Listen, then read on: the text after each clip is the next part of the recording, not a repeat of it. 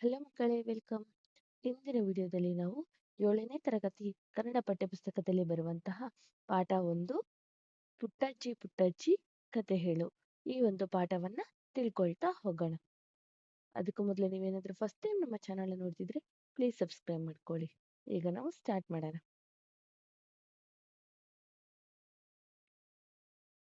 ಪುಟ್ಟಜ್ಜಿ ಪುಟ್ಟಜ್ಜಿ ಕತೆ ಹೇಳು ಅಂದರೆ ಬಾ ಮಗುವು ಹೇಳ್ತೀನಿ ಒಳ್ಳೆದೊಂದು ಕತೆಯ ಅಂತಾಳೆ ಪುಟ್ಟಜ್ಜಿ. ಕತೆ ಹೇಳುವುದರಲ್ಲಿ ನಮ್ಮ ಪುಟ್ಟಜ್ಜಿ ಯಾವಾಗಲೂ ಫಸ್ಟು. ದೊಡ್ಡ ಕತೆ, ಸಣ್ಣ ಕತೆ, ಪುಟಾಣಿ ಕತೆ, ತಮಾಷೆ ಕತೆ, ಹಾಡ್ಗತೆ ಹೀಗೆ ತರಾವರಿ ಕತೆ ಹೇಳುತ್ತಾಳೆ ಪುಟ್ಟಜ್ಜಿ.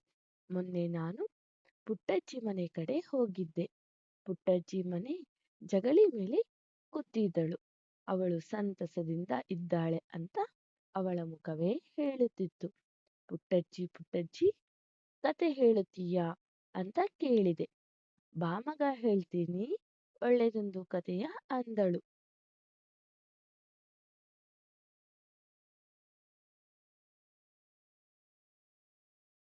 ಅವಳ ಮನೆ ಜಗಲಿ ಹತ್ತಿ ಕಂಬಕ್ಕೆ ಹೊರಗೆ ಕೂತು ಅವಳ ಮುಖ ನೋಡಿದೆ. ಯಾವ ಕತೆ ಹೇಳಲಿ? ಯಾವುದಾದರೂ ಒಂದು ಹಾಡ್ಗತೆ ಹೇಳು ಅಂದೆ. ಪುಟ್ಟಜ್ಜಿ ಸ್ಪೆಷಾಲಿಟಿ ಅಂದರೆ ಹಾಡ್ಗತೆ. ಅದರಲ್ಲಿ ಹಾಡೂ ಇರುತ್ತೆ, ಕತೆನೂ ಇರುತ್ತೆ. ಪುಟ್ಟಜ್ಜಿ ಗಂಟಲು ಸರಿಪಡಿಸಿಕೊಂಡಳು. ಹಾಗೆ ತಣ್ಣನೆ ಗಾಳಿ ಬೀಸಿದ ಹಾಗೆ ಹೇಳಲಿಕ್ಕೆ ಪ್ರಾರಂಭ ಮಾಡಿದಳು.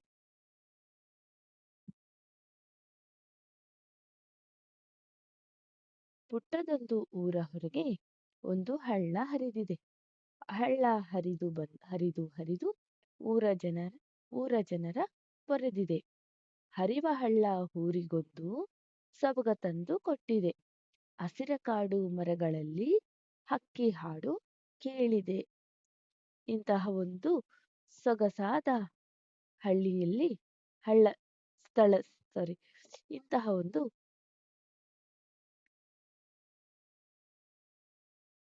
ಇಂತಹ ಒಂದು ಸೊಗಸಾದ ಸ್ಥಳದಲ್ಲಿ ಒಂದು ಕಾಲದಲ್ಲಿ ಜನ ಇರಲಿಲ್ಲ. ಹಳ್ಳ ತನ್ನ ಪಾಡಿಗೆ ತಾನು ಹರಿದು ಹೋಗುತ್ತಾ ಇತ್ತು. ಹಕ್ಕಿಗಳು ಹಾಡಿಕೊಂಡಿದ್ದವು. ಒಂದು ದಿನ ಬಹಳ ದೂರದಿಂದ ಒಬ್ಬ ಯುವಕ ಅಲ್ಲಿಗೆ ಬಂದ. ಇಲ್ಲಿ ಇಷ್ಟೊಂದು ಚೆನ್ನಾಗಿದೆಯಲ್ಲ ಅಂತ ಅಲ್ಲಿ ಉಳಿಯೋ ಯೋಚನೆ ಮಾಡಿದ. ಒಂದು ಮನೆ ಕಟ್ಟಿದ. ಮನೆ ಮುಂದೆ ತೋಟ ಮಾಡಿದ. ತನಗೆ ಏನೋ ಬೇಕೋ ಅದನ್ನು ಬೆಳೆಸಿಕೊಂಡು ಅಲ್ಲಿ ಉಳಿದ. ಹಳ್ಳದ ದಡದಲ್ಲಿ ಇವನ ಮನೆ. ಮನೆಯ ಹಿಂದೆಯೇ ಭಾರಿ ಕಾಡು. ಅಲ್ಲಿ ಹುಲಿ, ಚಿರತೆ, ಕಾಡುಕೋಣ, ಆನೆ ಎಂದೆಲ್ಲ ಕಾಡು ಪ್ರಾಣಿಗಳು. ಈ ಯುವಕನಿಗೆ ಯಾವುದೇ ಭೀತಿ ಇರಲಿಲ್ಲ. ಏಕೆಂದರೆ ಇವನು ಅವುಗಳ ಸುದ್ದಿಗೆ ಹೋಗುತ್ತಿರಲಿಲ್ಲ.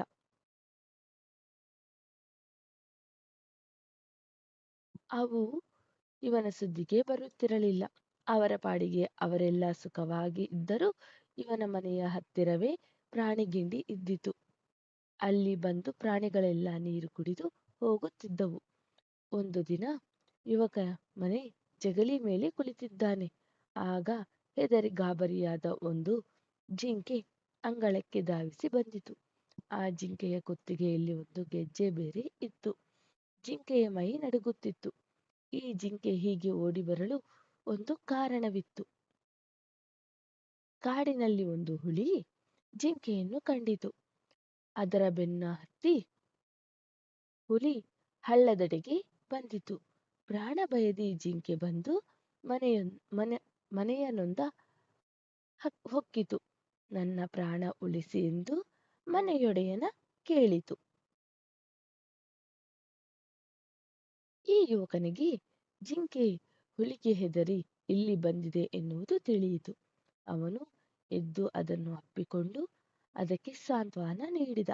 ಅದೇ ಸಮಯಕ್ಕೆ ಹುಲಿ ಬಂದು ಯುವಕನ ಮನೆ ಮುಂದೆ ನಿಂತಿತು. ಏಯ್ ಯುವಕ, ಈ ಜಿಂಕೆ ನನ್ನ ಆಹಾರ. ನೀನು ಇದಕ್ಕೆ ರಕ್ಷಣೆ ನೀಡಿದರೆ ಅದು ಅರಣ್ಯ ನಿಯಮಕ್ಕೆ ವಿರೋಧವಾಗುತ್ತದೆ. ಜಿಂಕೆಯನ್ನು ಬಿಟ್ಟು ಬಿಡು ಎಂದಿತು ಹುಲಿ. ನೋಡು, ಇದು ಅರಣ್ಯದ ಜಿಂಕೆಯಲ್ಲ, ಯಾರೋ ಸಾಕಿದ ಪ್ರಾಣಿ. ಇದರ ಕುತ್ತಿಗೆಯಲ್ಲಿ ಗೆಜ್ಜೆ ಇದೆ. ಅರಣ್ಯದ ಪ್ರಾಣಿಯನ್ನು ಕೊಂದು ತಿನ್ನಲು ನಿನಗೆ ಅಧಿಕಾರವಿದೆ. ಆದರೆ ಹೀಗೆ ಯಾರೋ ಸಾಕಿದ ಪ್ರಾಣಿಯನ್ನು ಕೊಲ್ಲಲು ನಿನಗೆ ಅಧಿಕಾರವಿಲ್ಲ. ನಾನು ಇದನ್ನು ಬಿಟ್ಟುಕೊಡುವುದಿಲ್ಲ ಎಂದು ಆ ಯುವಕನು ಹುಲಿಗೆ ಉತ್ತರ ನೀಡಿದ. ಈ ಮಾತು ಕೇಳಿ ಹುಲಿಗೆ ಸಿಟ್ಟು ಬಂದಿತು.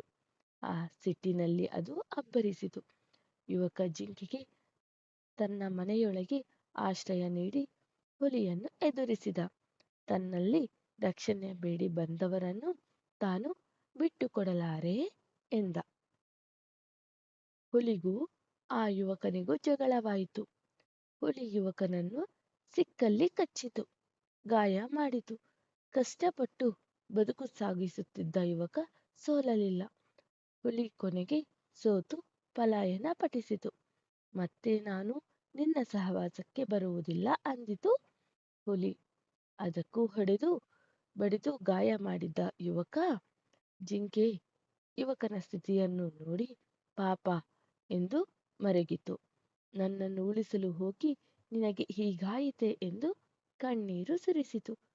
ಹಾಗೆಯೇ ಕಾಡಿಗೆ ಹೋಗಿ ಸೊಪ್ಪು ಸದೆ ಬೇರು ತೊಗಟೆ ಎಲ್ಲವನ್ನೂ ತಂದಿತು. ಅರೆದು ಕುಟ್ಟಿ ಮದ್ದು ಮಾಡಿ ಗಾಯಗಳಿಗೆ ಹಚ್ಚಿತು. ಗಾಯಮಾಗಿ ಅವನು ಮತ್ತೆ ಎದ್ದು ನಡೆಯತೊಡಗಿದ. ಇದನ್ನು ಕಂಡು ಜಿಂಕೆಗಾಯಿತು ಅಪರಿಮಿತ ಆನಂದ. ಹೀಗೆ ಆ ಜಿಂಕೆಗೂ ಆ ಯುವಕನಿಗೂ ಏನೋ ಸಂಬಂಧ ಕೂಡಿ ಬಂದಿತು. ಆದರೂ ಜಿಂಕೆಯ ಮನಸ್ಸಿನಲ್ಲಿ ಏನೋ ಚಿಂತೆ ಇರುವುದನ್ನು ಯುವಕ ಗಮನಿಸಿದ. ಒಂದು ದಿನ ಯುವಕ ಏನೋ ಮಾಡುತ್ತಾ ಅಂಗಳದಲ್ಲಿ ಕುಳಿತಿದ್ದಾನೆ. ಅಷ್ಟು ದೂರದಲ್ಲಿ ಮಲಗಿದ್ದ ಜಿಂಕೆ ತಟ್ಟನೆ ಎದ್ದು ನಿಂತಿತು. ಹೊರಗೆ ಕಿವಿಗೊಟ್ಟು ಏನನ್ನೋ ಕೇಳುತ್ತಿದೆ. ಆಗ ಯುವಕನ ಮನೆಯ ಹತ್ತಿರವೇ ಒಂದು ಇಂಪಾದ ದನಿ ಕೇಳಿಸುತ್ತಿದೆ. ಜಿಂಕೆ ಮತ್ತು ಸಂಭ್ರಮದಿಂದ ಎದ್ದು ನಿಲ್ಲುತ್ತದೆ.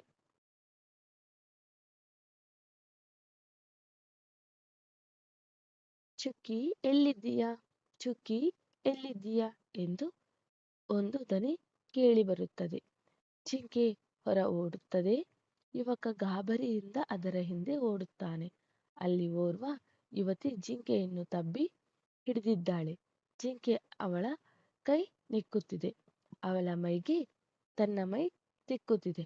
ಆಕೆ ಜಿಂಕೆಯ ಮುಖಕ್ಕೆ ತನ್ನ ಮುಖ ತಾಗಿಸಿ ಅಳುತ್ತಿದ್ದಾಳೆ. ಆ ಯುವತಿ ಆ ಯುವಕನನ್ನು ನೋಡದ ಕೂಡಲೇ ತನ್ನ ಪರಿಚಯ ಕೇಳಿಕೊಂಡಳು. ಇದು ನಾನು ಸಾಕಿಕೊಂಡ ಜಿಂಕೆ. ಇದರ ಮೇಲೆ ಈ ಚುಕ್ಕೆಯ ಗುರುತಿಗೆ ಇದಕ್ಕೆ ನಾನು ಚುಕ್ಕಿ ಎಂದು ಕರೆದವು. ಇದು ಕೆಲ ದಿನಗಳ ಹಿಂದೆ ಕಾಡಿಗೆ ಬಂದು ಬಿಟ್ಟಿತು. ಇದನ್ನು ಒಂದು ಹುಲಿ ಅಟ್ಟಿಸಿಕೊಂಡು ಬಂದುದನ್ನು ಕೆಲ ಹಳ್ಳಿ ಜನ ನೋಡಿದರು. ಚುಕ್ಕಿಯ ಕತೆ ಮುಗಿಯಿತು ಅಂತ ನಾವು ತಿಳಿದೆವು.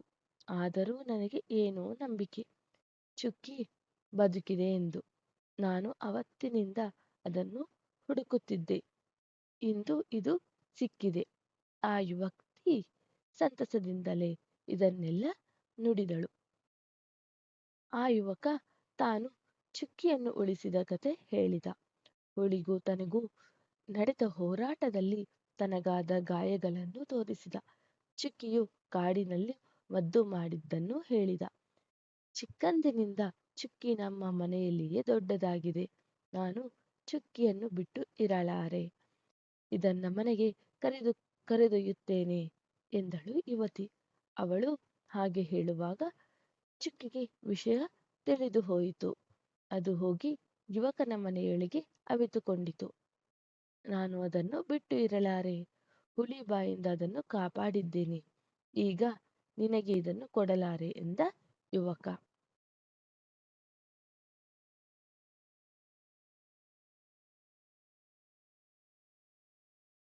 ಹಾಗಾದರೆ ನಾನು ಇಲ್ಲಿಯೇ ಇರುತ್ತೇನೆ ಚುಕ್ಕಿಯ ಜೊತೆಯಲ್ಲಿ ಎಂದ ಯುವತಿ. ಯುವಕನ ಮನೆಯೊಳಗೆ ಹೋಗಿ ಚುಕ್ಕಿಯನ್ನು ಅಪ್ಪಿಕೊಂಡಳು. ಚುಕ್ಕಿ ಎಂಬ ಜಿಂಕೆ ಪಾಪ ಹುಲಿಯ ಕಣ್ಣಿಗೆ ಬಿದ್ದಿತು. ಯುವಕನೊಬ್ಬ ಅದನ್ನು ಉಳಿಸಿ ಮನೆಯಲ್ಲಿರಿಸಿ ಸಾಕಿದ. ಹುಡುಕಿಕೊಂಡು ಬಂದ ಹುಡುಗಿ ಅದನ್ನು ಬಿಡೆ ಎಂದಳು. ಹುಡುಗ ಹುಡುಗಿ ಒಂದಾಗಲು ಚುಕ್ಕಿಯೇ ಮುಂದಾಯಿತು. ಹೀಗೆ ಹಳ್ಳದ ದಂಡೆಯ ಮೇಲಿನ ಊರು ಬೆಳೆಯಿತು. ಅನಂತರ ಇಲ್ಲಿ ಎಲ್ಲ ಸುಖವಾಗಿದ್ದರು. ಪುಟ್ಟಜ್ಜಿ ಕತೆ ಮುಗಿಸಿ ಎದ್ದಳು. ಮತ್ತೆ ಯಾವತ್ತಾರ ಬಾ, ಬೇರೆ ಬೇರೆ ಕತೆ ಹೇಳುತ್ತೇನೆ ಎಂದಳು ಪುಟ್ಟಜ್ಜಿ. ನಾನು ಸಂತಸದಿಂದ ಅಲ್ಲಿಂದ ಹೊರಟೆ. ಇಷ್ಟು ಈ ಒಂದು ಪಾಠ ಆಗಿದೆ. ಓಕೆ, ಈ ಒಂದು ಪಾಠದ ಪ್ರಶ್ನೋತ್ತರಗಳನ್ನು ನಾವು ಮುಂದಿನ ವಿಡಿಯೋದಲ್ಲಿ ತಿಳಿದುಕೊಳ್ಳೋಣ. ಓಕೆ, ನಿಮ್ಗೆ ಏನಾದರೂ ಈ ಒಂದು ಪಾಠ ಇಷ್ಟ ಆಗಿದ್ರೆ ಪ್ಲೀಸ್ ಲೈಕ್ ಆ್ಯಂಡ್ ಸಬ್ಸ್ಕ್ರೈಬ್ ಮಾಡಿ. Thank you for watching the video. Thank you.